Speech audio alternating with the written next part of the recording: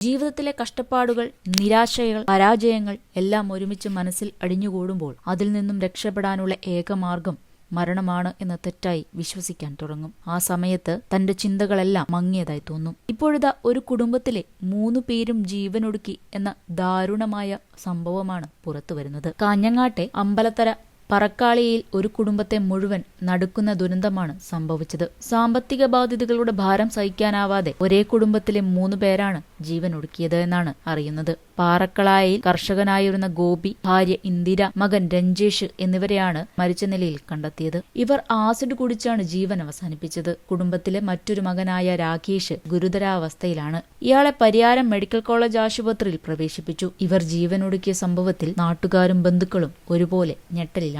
രജേഷും രാകേഷും മുൻപ് ദുബായിൽ ജോലി ചെയ്തു വരികയായിരുന്നു. വിദേശത്ത് ജോലി ചെയ്തിട്ട് വർഷങ്ങൾ കഴിഞ്ഞപ്പോൾ നാട്ടിലേക്ക് തിരിച്ചെത്തി സ്വന്തം നാട്ടിലൊരു നല്ല ബിസിനസ് ആരംഭിക്കാമെന്ന സ്വപ്നം ഇരുവരും കണ്ടു. അതിനാലാണ് 2 വർഷം മുൻപ് അവർ നാട്ടിലെത്തിയത്. പലചരക്ക് സാധനങ്ങൾ വീടുകളിൽ എത്തിച്ചു നൽകുന്ന രീതിയിലുള്ള ഒരു ബിസിനസ് അവർ ആരംഭിച്ചു. എന്നാൽ കാര്യങ്ങൾ പ്രതീക്ഷിച്ച പോലെ നടന്നില്ല. ബിസിനസ്സിൽ വലിയ വരുമാനമുണ്ടാകാതെ പോയി. കുടുംബം നേരിടുന്ന ഈ സാമ്പത്തിക ബുദ്ധിമുട്ടുകളാണ് ഒടുവിൽ വലിയ ദുരന്തത്തിലേക്ക് നയിച്ചതെന്ന് കരുതുന്നു.